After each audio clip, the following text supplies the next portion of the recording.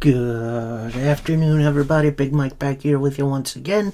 Welcome back to Big Mike Talks, where today I'm going to be talking about the rest of the week that was in pro wrestling. So that's going to be AEW Dynamite and WWE SmackDown. I'm going to try to keep it as short as I can because I still have to write the review.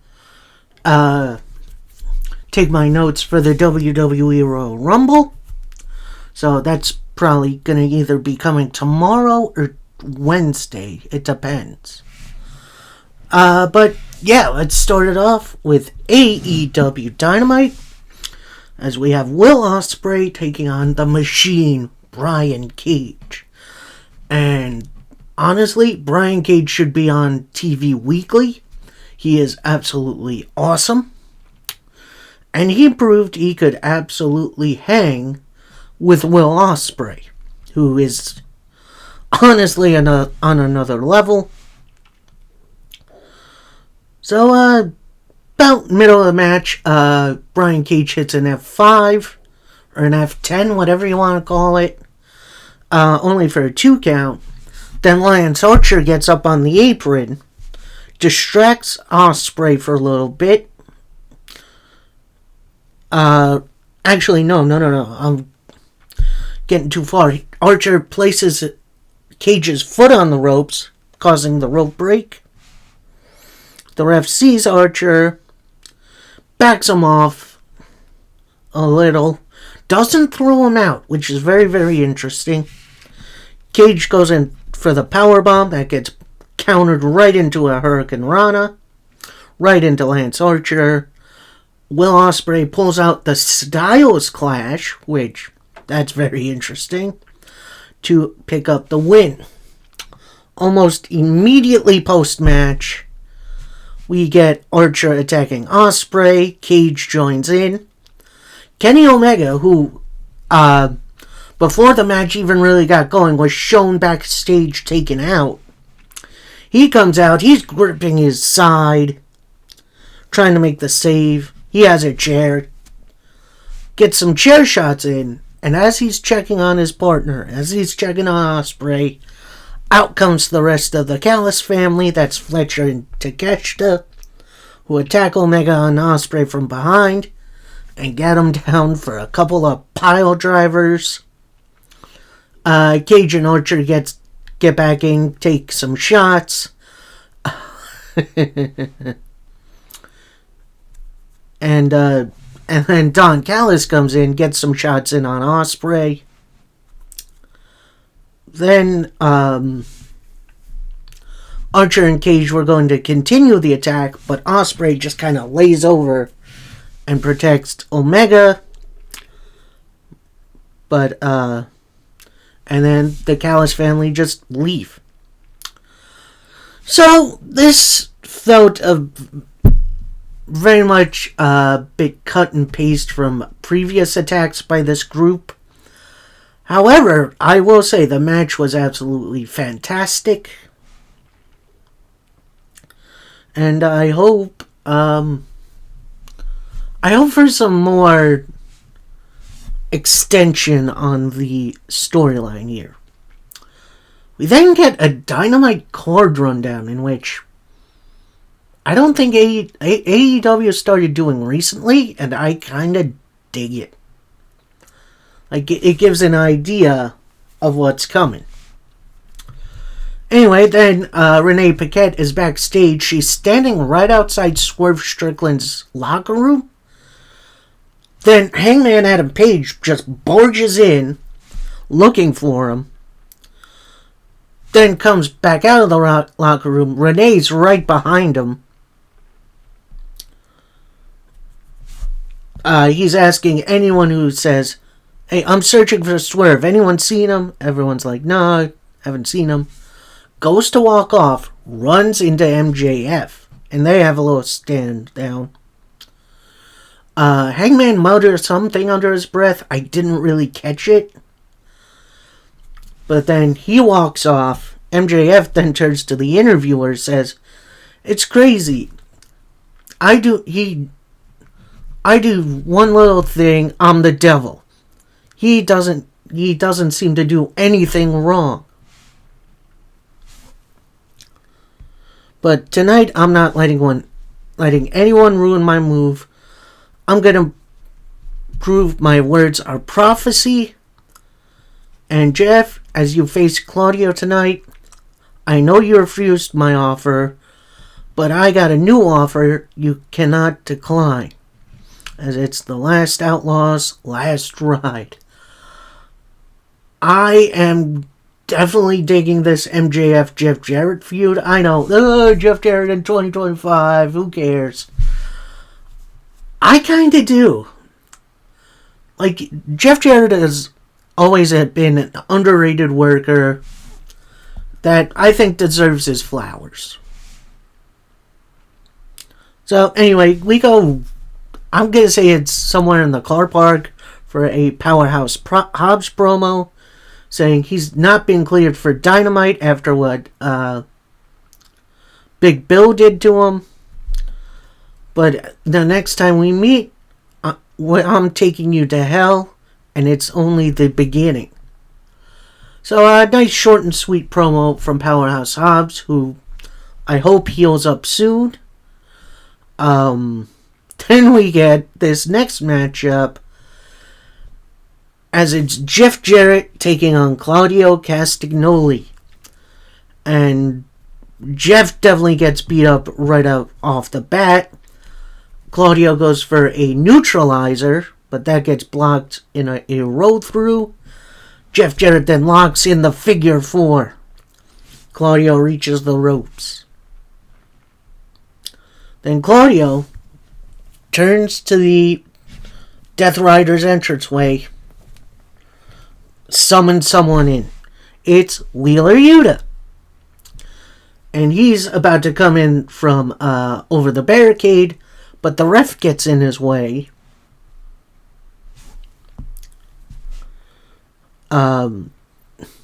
Claudio taking some cheap shots on Jeff Jarrett.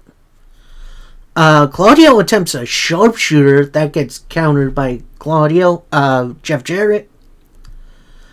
Jeff Jarrett with a leg sweep. Looks like it was almost a stroke, but instead it goes backwards. Which, that's, I thought he had the win there, honestly. For a while they trade strikes and uppercuts, which that looked absolutely brutal. Jeff Jarrett tries for an enziguri, but that misses. Right into the Claudio giant swing, which is just awesome. Right into the sharpshooter, but then not long after Jeff Jarrett breaks out, goes for his own sharpshooter, but then Yuta goes to the announcer's table. Goes to the timekeeper's area, grabs a steel chair. It looks like he's going to get in the ring, but Jeff Jarrett sees him, gives him a nice little punch off the apron. Then Claudio gets the chair, with the ref distracted, goes for a chair shot. Claudio misses. Jeff Jarrett goes for the stroke. However, out comes Jon Moxley, hits the paradigm shift. Moxley then bails. Claudio not with one, but 2 Gotch-style neutralizers for the win. And then post-match, you see Jeff Jarrett. He's all distraught. He's got his head in his hands. Out comes MJF. He gets in the ring. He has a microphone. He says, I've come out here for, but instead of going along, hits him with the Dynamite Diamond Ring. And as Jeff Jarrett is down, MJF bends over and says, Jeff, you know I truly respect my elders, so I'm not going to say, I told you so. So, here's my issue with this match. 1, there is no reason Claudio should ever struggle so much with like an over 50-year-old Jeff Jarrett and need help from the Death Riders. There's no reason to do that. And that adds to my other disappointment. It's more Death Riders BS. Like, this is starting to turn into late stages Bloodline stuff. Where you see ref bump, where you see Roman Reigns struggling, ref bump, Bloodline interference, spear, win. It's the Death Riders is just that, except really, really uninteresting. Like I said, that annoyed me with the Bloodline story. It annoys me now. Tony Khan, please pivot.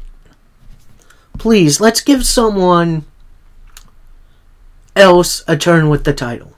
As much as I like Mox, and I do like Mox, but this Death Rider story is just so dull and lifeless. It's time for something else. I will say, I am a little bit interested in this Jeff Jarrett MJF feud. No way Jeff Jarrett should win. But, yeah, this ground this show to a halt really quick. I don't know. Anyway, then we go backstage to an interview with Ricochet, a much more, I'd say more interesting character, but it's a little, there's some intricacies that Ricochet needs to work out as a heel. Because he definitely has a big babyface moveset. Anyway, getting into the interview, he says, I'm feeling good tonight. Finally, Swerve is out of my business. And who am I facing tonight? Some sort of hoodlum? We could do a face-to-face on Collision. And then Tony Khan puts me in this match with Fox before the biggest match of my career. I'm going to go handle this real quick. And then we get the match as AR Fox takes on Ricochet. And Ricochet, like I said, doesn't do a lot of high flying. There is some, but it's mostly handled by AR Fox, who, yep, I'll get to that a little later.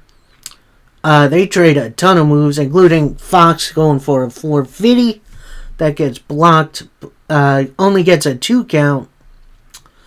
Attempts a Death Valley driver that gets countered into a lung blower for only a 2 count. Ricochet then with the Spirit Gun and the Vertigo to finish off the match. Ricochet then grabs his scissors, golden scissors from his, I don't think it was his tights. I think he had it ringside somewhere. But then Swerve grabs Ricochet's leg, pulls him out. They brawl ringside for a little bit. Swerve gets Ricochet back in the ring, attempts the Swerve stomp. But before he could pull the trigger, Ricochet has his scissors to AR Fox's neck. And if you know the history of Swerve and AR Fox, they were friends. They were also enemies at different points. So, yeah, that's definitely interesting. So Ricochet then gets out of the ring, pushes AR Fox to the floor, and just hightails it out of there. So, yeah, that was definitely a fantastic bout with a nice little angle afterwards. And hey, guess what? We get more Death Riders. But it's like from an interview on Renee Paquette's podcast or whatever it was. So it was a little odd.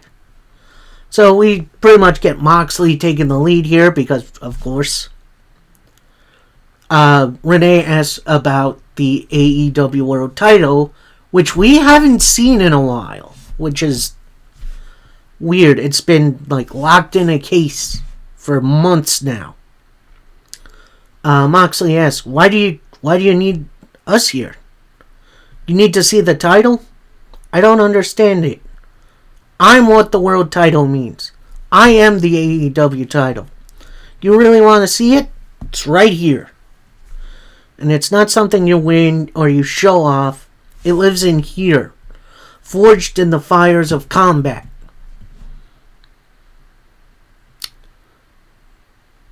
And then, yeah, that's about it. These kind of feel like late stages Bray Wyatt rambling promos, which I need a point for Moxley and the Death Riders.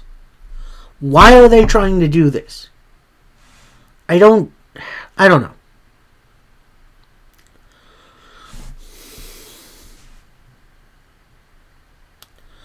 Then we get a little sneak peek at Dark Match, which is a TV movie coming from Chris Jericho, which looks interesting. And then we get New York Minute segment, because of course we have to have Chris Jericho. He promotes his movie, saying it's coming out Friday. And it's gory fun just like me. So then Jericho turns to Bill, says, Bill, you obviously took out Hobbs on Collision, and that really struck a chord. You put words into action. Should make you feel a lot stronger. It makes me proud of me for being such a great mentor. But you didn't take him out permanently. Big Bill then replies, you are absolutely right. I'm going to learn from it. My mistakes coming down. Jericho then takes back over, says, so this Saturday on Collision, we're going to take on the guys who almost cost you that match, the Outrunners, this Saturday on Collision. And Outrunners, you say you've been around for decades. I've never seen you on TV besides on AEW, so you guys need to bring it. At least it's going on Collision, I guess. But yeah, it's time to.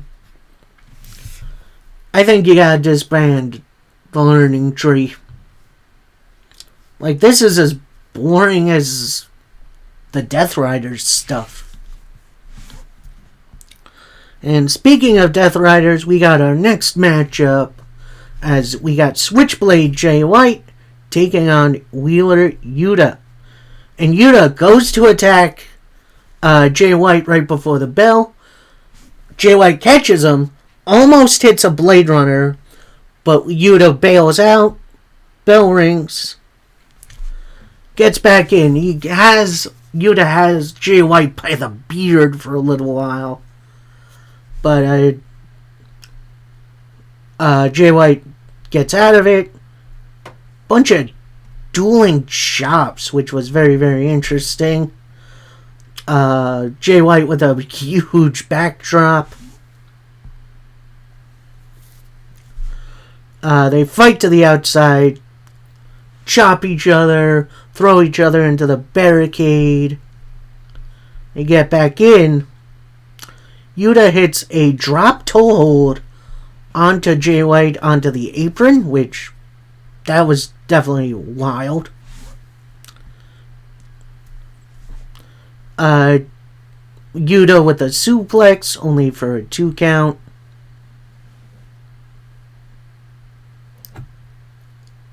Jay White fights Yuta back to the outside.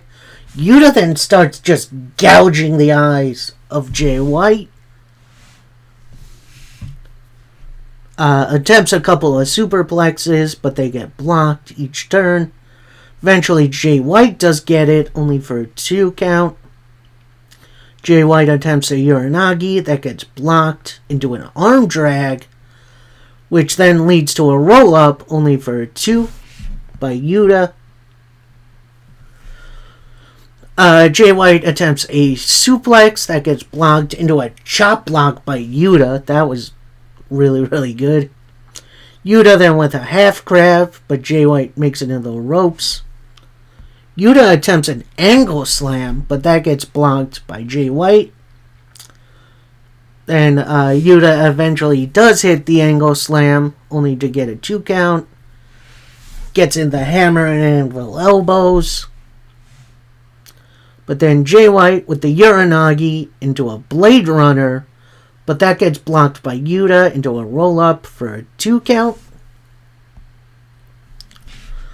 Yuta attempts a Busaiku knee, but that misses right into the Blade Runner for your win for Jay White. Post-match, you hear the crowd asking, one more time, one more time. So Jay White hits it, then out come the Blade Runner, the Death Riders, to attack Jay White. Making the save is Adam Copeland and FTR, although we'll talk about someone else a little later. Dax Harwood gets the mic, saying, tonight's a little bit different. It's now an even fight. And while I don't hate the way you do things, I hate you're trying to take out legends like Kerry Morton. So this Saturday on Collision, it's going to be FTR against the Death Riders. And apparently it's going to be Yuta and Mox in a Mid-South street fight. I think it was Dennis Conway who was out in the crowd, which sparked this, which is fine. That should be an entertaining matchup. Then we see a recap of the return of the Timeless Toni Storm gimmick, which I absolutely loved. Although I do feel like they did that a little bit too soon. I think they could have waited until the pay-per-view to do that. Pay-per-view. Grand Slam, at least, to do that. And then we get an interview on the ramp from Mariah May, our AEW Women's Champion, saying, oh, we're really doing this? The return of Toni. No, we're not doing this. Toni Storm is not real. You want to play the role of Toni Storm? Play the Toni who used the woman to get her to her goals. The Toni who ended up a bleeding, crying mess at my hands. And the Toni who left AEW, Mexico, and Japan because you couldn't beat me. And when you're this good, you don't change a thing. And I'm going to remind you this for the rest of your life. A nice little promo from Mariah May. I would have liked to seen an interaction between May and Toni, but I do feel like this was fine. We then get a vignette for the return of Austin and Colton Gunn, which I am definitely excited for. However, if they were ready to go, why not have them come out and help Jay White with the Death Riders? Are they done with the Bang Bang Gang? What's going on? Then we got a rundown of the Collision card, which looks absolutely awesome, including a triple threat match for Daniel Garcia's TNT title, as we got Claudio Castagnoli taking on Lee Moriarty, taking on Daniel Garcia. Get a little bit of a hype video for that, which was absolutely nice. Then we get a replay of the Hurt Syndicate winning the tag team titles. Then a little promo with MJF saying, we're obviously the best team in the world, and Lashley and Shelton Benjamin are opening the doors to other challengers. So does that mean we're getting an an open challenge for the tag titles, because I think that would be really good. We then get a Grand Slam Australia card rundown, which was really, really good. Oh, before that, we get a Konosuke Takeshita video showing his accomplishments in Japan and other places. Then we get a weird recap from earlier on in the show, which that took me aback. That is something Raw would have shown like way back, and they still kind of do, but it's something AEW never have really done. So, yeah, this is going to be interesting. Then we get a backstage promo from the Vendetta. So that's Taya Valkyrie and Deonna Purrazzo. And they're complaining about Harley Cameron costing Purrazzo in a number one contenders match for Mercedes Moné's TBS title, which was won by Yuka Sakazaki, with the promo finishing with "You belong to the Vendetta, and the world wasn't built for women like us." So, I wish they'd do something with the both of them. They are both extremely good talents, and just are being wasted by doing nothing. Then we get our main event of the evening, which I can't believe the women are main eventing, as we get the TBS title on the line as Mercedes Moné takes on Yuka Sakazaki. I love me a little Yuka Sakazaki. She is so underrated. Glad to see her back on AEW TV. And then we had a bit of a mash of styles. We had the technical prowess of Mercedes Moné, and yes, she's technical. You just haven't watched her. And then Yuka Sakazaki's high energy, high flying style worked really, really well together. At one point, Yuka goes for the merry-go-round spin. That gets blocked. Moné goes for the money maker. Moné maker. That gets blocked as well. Yuka with the super kick into the merry-go-round slam for the 2 count. Moné with the backstabber and the statement maker. Locks in the statement maker, but Yuka breaks out of it. Goes for a roll-up, only for 2. Eats a big boot. Yuka with a suplex. Goes for the magical girl splash, but Moné gets her knees up. Yuka with a crazy roll-up, only for 2. Moné with a knee strike, a powerbomb into the Moné maker for the win and for the retention. I wouldn't say this was a main event I would write home about, but I was very, very entertained by it. Both women worked really well together, and I wouldn't mind seeing a rematch. Now, here is my main issues. Last week on Dynamite, we had so many storyline things going forward that it felt like we were making progress again in certain storylines. But then it all kind of got scrapped for what felt like a patchwork, on-the-fly card. Like, that's what it felt like. Even though a lot of these matches and segments were announced beforehand, this felt like Tony Khan went up and said, "Oh, we're going to do this because we're going to get this." And it just, the flow wasn't really there. The matches obviously were really good,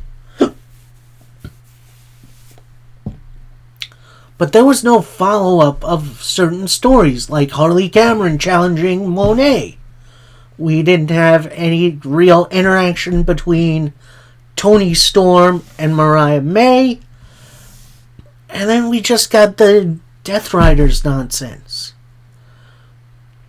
Like, Tony, I don't know what you really need to do with this company, but I do hope you can figure this out, because there is some compelling TV in there somewhere. You just gotta find it. Dig deep within yourself, and let's get it moving again. So that was AEW Dynamite. I wouldn't say it was the worst thing in the world, but it was definitely, how do I say, bit middle of the road. Like, it definitely could have been better. So last up, we got WWE SmackDown. And then we get Michael Cole opening the show, except he's not at the announce booth. He's kind of at the Saturday night's main event style podium at the top of the ramp, where he introduces Pat McAfee, and they're in Indianapolis, and that's where he, punted. And then they throw it over to Joe Tessitore on the main announce booth. And then Joe Tessitore's in the ring. They bring out Kevin Owens. He comes down to the ring. The 2 titles for the ladder match for the Rumble are hanging right overhead. Kevin Owens saying, "Is this your way of making amends? You being the Cody fanboy just like everyone else. You're not the only one to disrespect me. But let's gloss over the fact that I'm going to win at the Royal Rumble. And you think you're a tough guy? I don't accept your apology. I got nothing to say to you. But what I am going to do is I'm going to take this," unhooks the Winged Eagle title, throws it over his shoulder, "and take this one tomorrow. And I'll see you around." Cody goes to leave. Owens goes to leave. Out comes CM Punk, who, if you were watching Ring of Honor back in 07, 08-ish, apparently they've had their issues. So Punk gets in the ring. He has the mic. But instead of saying something, he just kind of waits a second.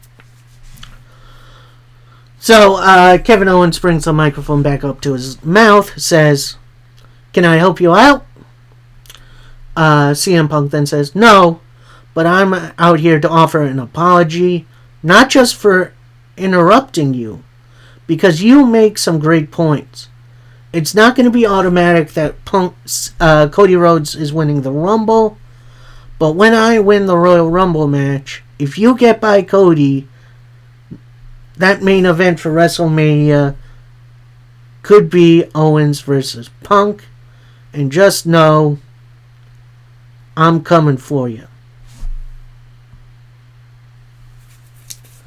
Kevin Owens then chimes back in saying, "Congratulations on not lasting very long. Obviously, you're very conflicted. There's a lot of guys who are going to be in the Rumble that I like more than you. But the thought of you and me main eventing WrestleMania, I like that. And I know what main eventing WrestleMania means to you. But when you left, it ate you up inside. The idea of you never getting to main event WrestleMania seems glorious to me. Picturing you years from now telling your kids about the time you almost won the Rumble gives me a warm feeling inside. And so I hope you don't win the Royal Rumble. And I'll see you later." Kevin Owens starts to go up the ramp. Punk then says, "Hey, Owens, where you going?" "Yeah, I never main evented WrestleMania. But I'm one of the best who haven't. I never lost 5 title matches at the Rumble. which is a very good point. And I also never lost to Logan Paul. I've also never manipulated my friends to help me win a title. Owens, you take nothing but shortcuts. And two things have to happen for us to face off at Mania. I have to win the Royal Rumble, and you have to win the ladder match. And there's only one thing that needs to happen for me to kick your ass here and now, and that's get back in here. Kevin Owens initially looks to get back into the ring, thinks twice, drops down for the apron, and then leaves. What an effective start to the show. A lot of really good things coming out, including a little real life history between these two, like I said. So yeah, and I think this is what's beautiful about this year's Royal Rumble. Legitimately, anyone can win it. Anyone who's been announced so far has a legitimate chance to win it. But to see someone like Punk versus Owens at WrestleMania, I wouldn't say no to it.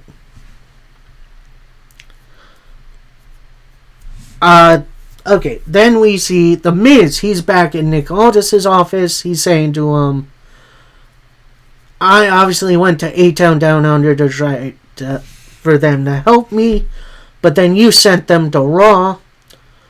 I tried to recruit Andrade to my cause, but he had just left, and he was here. I would teach him a thing or two. Then Nick Aldis just kind of gets a smirk on his face. Miz is like, he's right behind me, isn't he? You turn around, camera pans. There's Andrade standing there. Andrade then says, tonight, let's take a chance. I wanted to teach you, this is actually The Miz. I wanted nothing more than to teach you, we do you versus me tonight. You want a lesson in greatness? Fine, I can teach you anytime, anywhere. Andrade then leaves. Then Miz looks back at Aldis, who's just smirking. That was definitely an interesting little segment. Do we really need The Miz versus Andrade on SmackDown? I don't know. Anyway, first matchup of the evening, which that took way too long. You got Jimmy Uso taking on Carmelo Hayes. Now, this match was supposed to happen last week, but because of a challenge by, was it Jacob Fatu? Who the heck was it? That match got changed, so now it's on this week. Carmelo Hayes does his entrance. He has a microphone. He says, you're out here talking like you're the one. But you're clearly number 3 behind your brother and your cousin. It's clear I don't miss. I'm gonna drop you on your fizzy head. Whatever the heck that means. So then they go right into it. With Jey Uso hitting a jawbreaker. Eventually the bell rings and they just start throwing haymakers. Like, this looked legitimately like a fight. At one point, Andrade headbutts Jimmy Uso. And then he's like, kind of out on his feet because you don't headbutt a Samoan. After a hip toss attempt, Hayes goes for a roll up, only for a 2 count. Hayes then continues with some uppercuts. Jimmy with a clothesline over the top. Goes for a dive. Hayes gets back in. It's a big old meaty clothesline. Then, as Hayes is kind of dumped right into the corner, Jimmy hits a couple of hip attacks, goes for one more, misses. Hayes gets back up, but eats a Samoan drop. Actually, he blocks a Samoan drop, hits a tornado-style DDT for a 2 count.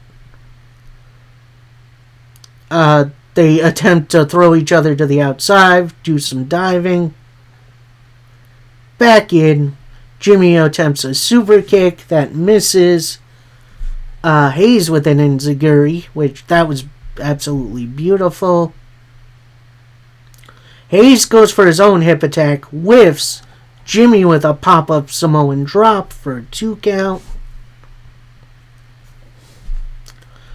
Hayes attempts a superplex off the top rope. Jimmy with a neck breaker, which that looked absolutely painful. Jimmy, who... Actually, Hayes was going for a...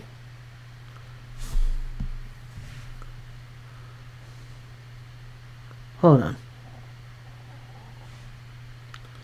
on. Jimmy Uso was going for a big spear, but Carmelo Hayes caught it with a first 48, only gets a 2. Hayes misses on a stomp. Jimmy with a big old super kick. Goes for the Uso splash. Hayes catches him right into the roll-up for a 2 count. Hayes goes up for a frog splash, only for 2. Jimmy with an enziguri goes for a Samoan drop that gets blocked into a roll-up for a 2. Jimmy immediately with a counter roll-up for your winner, Jimmy Uso. So, yeah, that was a very interesting little TV match. I got my enjoyment out of it. We then go to the Royal Rumble by the numbers vignette, which I always absolutely enjoy. Then we get an interview from Chelsea Green, with Chelsea saying, "Last week, Michin decided to destroy me. Tonight, we're going to return the favor. Then I'm going to win the Rumble and go on to WrestleMania and win." So Chelsea clearly has her goals in mind. As we go to our next match, and it's for the Women's United States title. So we get Chelsea Green defending against Mia Yim. Mia has advantage really early on, couple of roll-ups, but Green gets out of the ring, talks a little with Piper Niven, gets back in. Green with just a straight slap to Michin's face, but then Michin with a couple of superplexes. Green back to the outside, talks again with Piper. Actually, before that happens, she falls out of the ring, runs right into B-Fab, who, that is an excellent name. Michin with a dive, hits Green, gets him back in, attempts defeat, but that gets blocked by Chelsea Green, who just gets Michin over the top rope, throws her into the apron, couple of shoulder tackles to the outside, gets her back in, goes for the pin, only gets 2. Chelsea Green with a stomp right into one of the turnbuckle pads. That looked absolutely brutal. That only gets a 2 count. Michin with a flurry of kicks, Hurricane Rana, a Pele, and then gets a cannonball to put on the exclamation point. Only gets a 2 count. Couple of counter roll-ups. Green attempts an unpretty her, but Michin blocks it. Michin hits Eat Defeat, but Piper Niven drags Chelsea Green to the outside. And B-Fab takes out Piper Niven. She throws Chelsea back in. Green rolls to the outside. Green gets back in. But before she does, she goes to the Timekeeper's area, grabs Michin's kendo stick,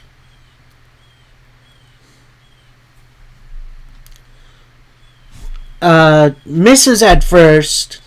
Eventually, she does get some shots in. So, your winner via DQ, Michin. However, still the champion because title cannot change hands on DQ. It's Chelsea Green. I don't mind this because this is a very rare occurrence that WWE does for their talent. I do not need to see another Michin Chelsea Green match. Not to say they're not good, but I need a little variety here. Anyway, post-match, Michin takes the kendo stick back, just goes to town on both Green and Piper Niven. And then Piper then eventually saves Green. They kind of walk up the ramp a little. So, yeah, this is going to be an interesting little feud. Let's see where it goes. And hopefully it's the finish to this feud. Then we go backstage for an interview with Naomi and Bianca Belair. With them kind of trading, it kind of feels like, I forget what the term is, but Naomi and Bianca kind of sharing gossip voices, which I am not even going to attempt to do. Bianca taking the lead, saying, "Why is everyone saying that? Because if one of us are clearly going to win the Rumble, everyone else can cry all they want. We are ready to rumble." Which, alright, fine. We then get a vignette for Charlotte Flair, pretty much confirming her involvement in the Royal Rumble. Then we get a promo from Damian Priest, which, good to see Priest. We'll see how he fits in the economy over here on SmackDown, where he says, 4 years ago, I started on Raw, and back then I cared only about making my name, and living forever. I went from nobody to World Heavyweight Champion, but now is not the time to live in the past. I am now here on SmackDown. I'm not here to make an impact. My goal is gold. And I'm going to win the Royal Rumble, get my hand raised at WrestleMania. And this brings out Jacob Fatu and Tama Tonga, with Jacob taking the lead, in which Jacob, keep giving this guy promos. He is so damn good at them. So Jacob comes out and says, "Yeah, okay, I see you, Priest. I know who you are. You've accomplished more than anyone in the locker room. We both come from the streets, and I was locked down. The difference was I was locked down, you were free. Now don't get it twisted around me. I'm now off the leash. And am I going to make a name here? No, I'm going to let you know how it goes. You're either going to lay down or your ass is going to get beat down. Because we run SmackDown." Priest then chimes in, kind of a little laugh on his face, saying, "That's it? That was your best shot? You should have known better." Why are we here talking? He then hits a pretty much perfect super kick off to Tama Tonga, who's on his side.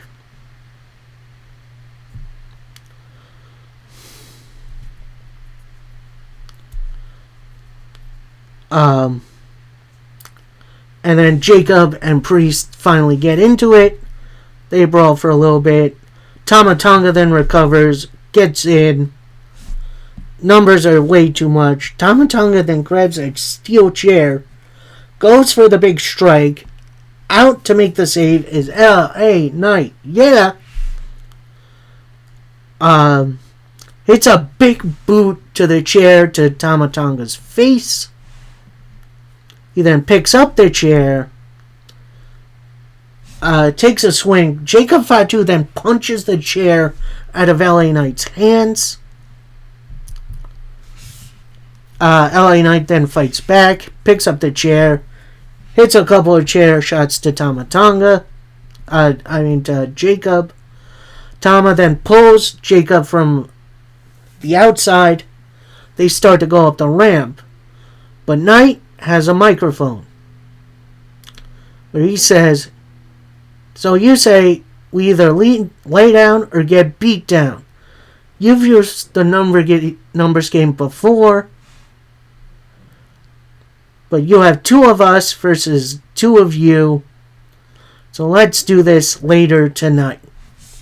So we're getting a little tag action later. Looks good to me. So then we have Legado del Fantasma in the back, Santos Escobar and Elektra Lopez hyping up their guys.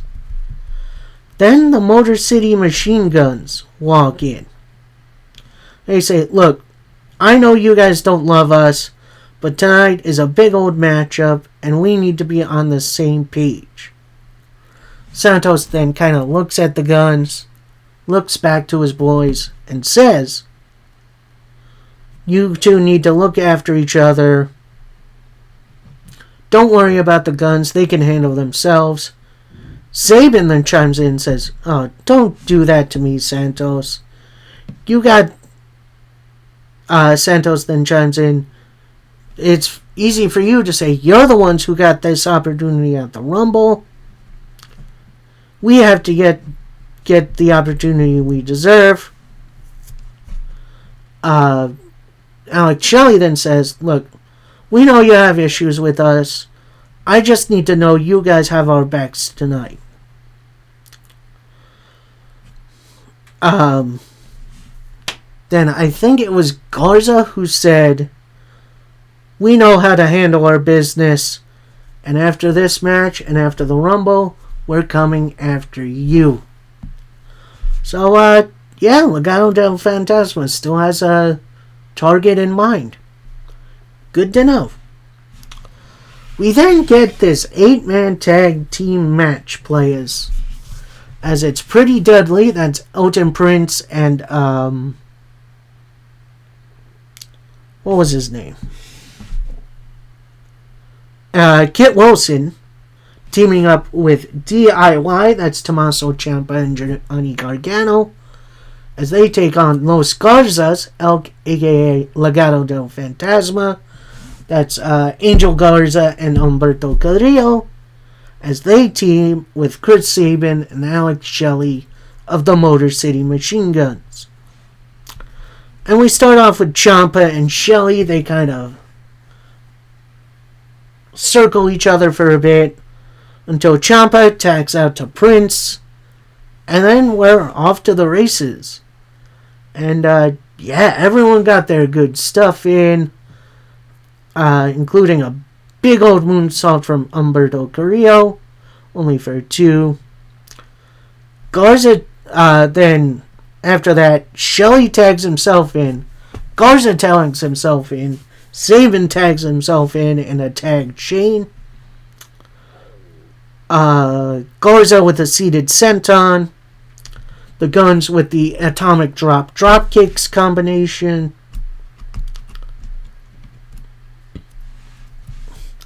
DIY fights back after a little bit. tags in Kit Wilson, who just batters with clotheslines.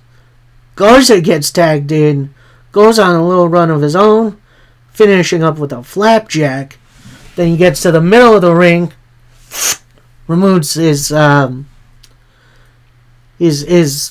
it's hard to explain Angel Garza. He had a gimmick where he would have wrestling tights on, but then they would be tearaway, revealing just regular trunks. This is what he did here, and he hasn't done that in a while. So that was fun. We had some dueling roll-ups until we get a roll-through and a big old power bomb by Shelley, only to get a 2. Tags in Sabin, but then we see Angel Garza grabbing Sabin by the hair. Then Garza pushes Chris Sabin. And then that's when Legado del Fantasma just leave. Yeah, they're out. So, Pretty Deadly and DIY then take advantage, just beating the old holy hell out of the Guns and beating out of the Guns.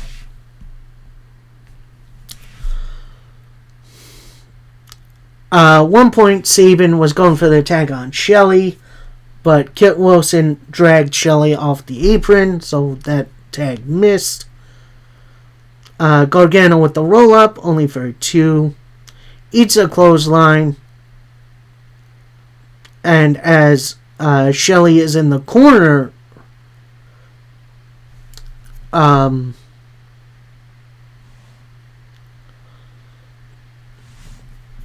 Ciampa then hits a big boot, misses Shelley, hits Ethan Prince on the apron, Elton Prince off the apron. So his partner gets off the apron, goes to check him up on him on the side. This distracts Ciampa long enough for Sabin to get tagged in, get the roll up for your winners, the Motor City Machine Guns, and kind of Legado del Fantasma. There's definitely some interesting stories going on in the tag division on SmackDown, and it should be really, really good. That was a really fun match. A lot of really good interactions. Even though we've seen all 4 of these teams interact before, it's good to see the depth being used for SmackDown. Then we get a rundown for the card for Royal Rumble, which is awesome. Then we see Jacob Fatu and Tama Tonga in the back, with Jacob saying, "Man, what are you trying?" Keeps doing on more. Jacob then walks off. Tama Tonga then sees a couple of items on an equipment box. Turns out to be the tag team titles. He goes to pick one of them up. In walks DIY, who kind of have a big old stare down with him. And then Tama just does his weird noise, which I am not going to try to replicate. DIY then start to walk off. They run into Pretty Deadly with DIY asking, "Guys, what the heck happened out there?" Pretty Deadly then say, "Look, it's clear what happened out there. Ciampa lost our match." Gargano then chimes in, "Look, yes, Ciampa lost. But if we're going to lose these on Sunday, you can kiss your title shot goodbye." So tomorrow, this is pretty deadly now. Saying, well, tomorrow now you're on your own, and they leave. So then we go back to Michael Cole and Pat McAfee. They're on the podium again, and they bring out Indiana Pacers player Tyrese Halliburton. He joins Cole and McAfee in the podium area, and he says, "Look, I'm so excited to be here.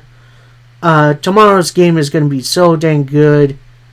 I'm going to get the win, and then I'm going to come out to the Royal Rumble."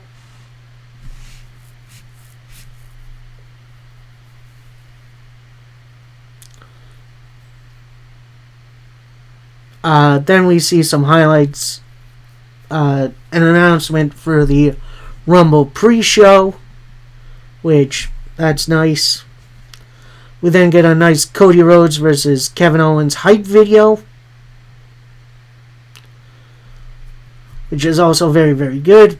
Then we get this matchup as we got Naomi taking on Liv Morgan one-on-one. And Naomi has advantage early on. Goes for an enziguri, but Raquel Rodriguez, who was sitting ringside, distracts Naomi. Liv with a tornado DDT, only for 2. Locks in a crossface, which don't see that much often. But Naomi then fights out of it. Liv then locks in a sleeper hold. Naomi fights out of it, hitting a backpack stunner out of it, which is awesome. Liv goes for an enziguri. Goes for a big clothesline. Misses. Naomi with her speedy kicks into a bulldog. Hits him with a cross body, only for a 2 count. Goes for a body slam, but Liv gets a little handful of hair. Hits a knee, hits a code breaker, only for a 2 count. Naomi with a takedown roll-up, only for 2. And gets up, hits the rear view. Goes for the split leg moonsault, but Raquel stops Naomi from taking flight. Bianca then comes out, takes out Raquel. Eventually Naomi does get the split leg and moonsault, but she whiffs. Liv with a roll-up, only for a 2 count. Then Naomi with her own roll-up to pick up the win. I would have liked to have seen a little bit more from this match, but it was just fine the way it was. Then post-match, Raquel and Liv attack Naomi and Bianca to end that segment. Then we get a fun little recap of Saturday night's main event between Strowman and Fatu, in which I'm almost certain this is setting something up for the Rumble. Then we get this weird match, as it's The Miz taking on Andrade. So this was pretty much the start of hour 3. So at this point, I was pretty much dead tired, so if I did miss some big things from these guys, I do apologize. But this was kind of a basic TV match, although Miz hitting a moonsault, it doesn't get much more amazing than that.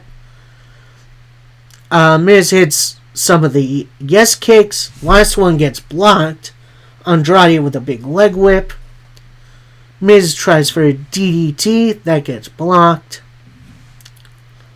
Miz with a big boot in the corner. Eventually gets a tornado-style DDT for a 2 count. Miz tries for a superplex. Andrade fights out. Gets Miz on the top rope. Like, legitimately the top rope. It's a big old Spanish fly. Andrade crawls over. Only gets a 2. Andrade goes for the moonsault. Whiffs. Miz with the roll up for a 2. Both get up. Andrade with the Judas effect, which is just a big back elbow to pick up the win. So, yeah, that's definitely going to be an interesting little feather in Andrade's cap. Hopefully we do something with Andrade soon, because he's too good to just be sitting back and catering. We then get Damian Priest. He's walking in the back for his match. And then Santos Escobar walks in on him, saying, SmackDown is hard to survive, but if El Legado del Fantasma had your back, it's... and we'd like to have yours. Priest then responds, you better know how to speak to me. What the heck are you doing here? This is SmackDown. Actually, then in comes The Miz, who's saying, Priest, what the heck are you doing here? Priest then says, this is SmackDown, dude. Truth then says, what, can't pick a show? Sorry to tell you this was Raw. And I went to Nick Aldis's, Adam Pearce's office. You see he's got a great head of hair now and speaks in British. Then LA Knight walks in saying, tonight it's going to be a crazy night. Priest chimes in, tonight we may be partners, but at the Rumble we don't know each other. And then they kind of have a little stare down. R-Truth then comes up from behind him, puts his arms on over both of them, and says, man, we should be a crew. Which does pop Damian Priest a little bit. Then we see Tiffany Stratton. She's in her locker room in the back. She's in some hallway walking around. She runs into Zelina Vega, who says, I clearly got that eyes on that. So what do you say? After the Rumble, let's go do this.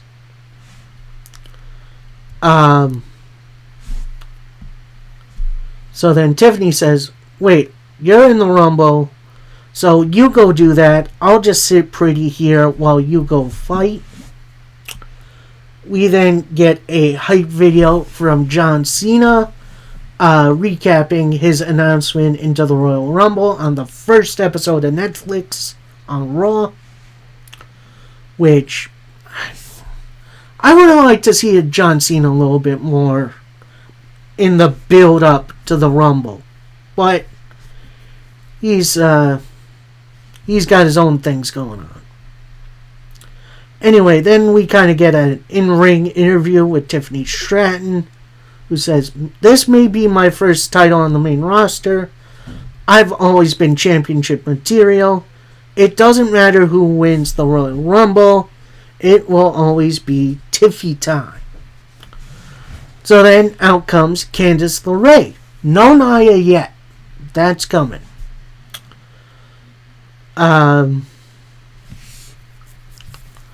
So then Candice says, you are pathetic. You don't deserve to say Nia's name after what you did to us. You pissed a lot of people off in the back. But I can see you're just jealous Nia chose me over you. Enjoy your little Tiffy time you have left, as I've officially entered myself into the Royal Rumble. Very nice. Anyway, Tiffany replies, I'm the champion, and all you'll ever be is Nia's sidekick.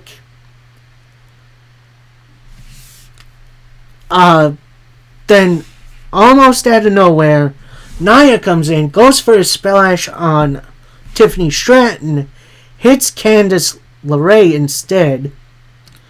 But then Tiffany goes for an attack, eats a pop-up headbutt, a leg drop, and an annihilator. So, yeah, that was a very interesting little segment. Glad Candice LeRae announced herself for the Rumble. before time ran out. Then we get a final rundown of the Royal Rumble card.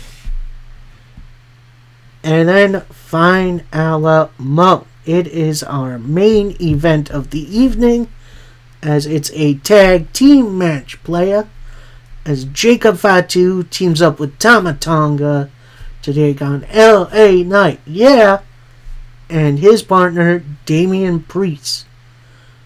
And before the match starts, they're all standing in the ring. They're kind of glaring at each other, and then they just start throwing haymakers. Eventually, Tama Tonga and Priest are left in the ring, and they just start fighting it out. Priest eventually tags in Knight. Tonga tags in Fatu, and Fatu just runs house for a little bit. Eventually, Knight hitting a neckbreaker.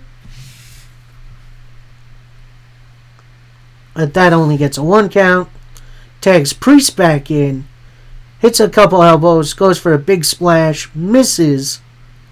Fatu with a big splash into a hip attack, which WWE are prioritizing as being this big dangerous move. Eventually Tama Tonga tags back in. It's a couple elbows. Eats a big clothesline. Big splash, only for a 1 count. Jacob Fatu gets back in. Gets Priest right into a nerve hold. But eventually Priest fights out of it. Hits a couple elbows. Jacob goes for a Samoan drop that gets countered into a couple of just bell ringers. That's what I'm going to call that from now on. Priest with a couple of big boots in the corner. Tosses Jacob to the outside. Tags in LA Knight. Who just starts brawling with the big man. Goes for the BFT. That gets blocked. Then as Jacob Fatu is backing Knight into the corner, Tama Tonga grabs LA Knight. Jacob Fatu with a couple big elbows. Goes for another hip attack on Knight. That misses. Knight goes for a suplex. That gets blocked into a suplex by Jacob. Both men are down. They're getting to their corners. Tag into Tama Tonga and Damian Priest.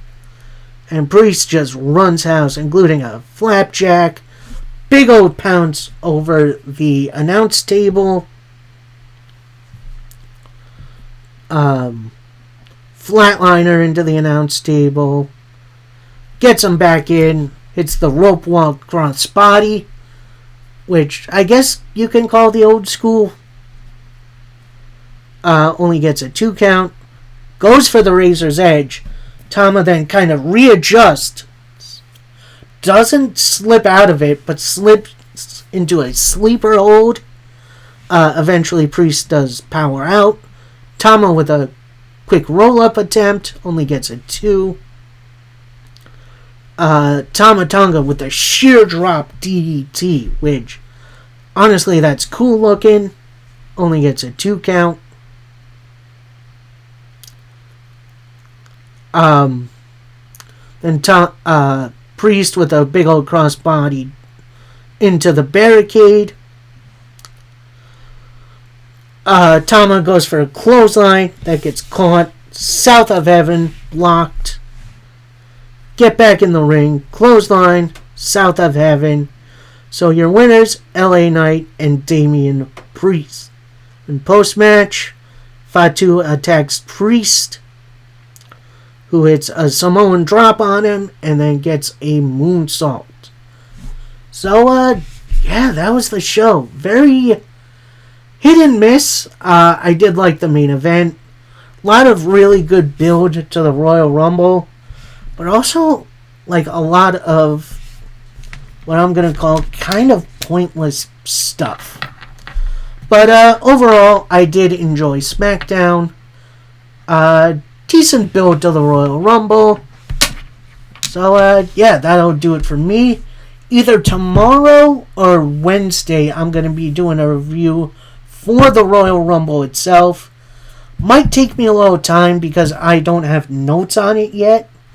I only just watched the 2 Rumbles yesterday with my family. So hopefully you guys do understand.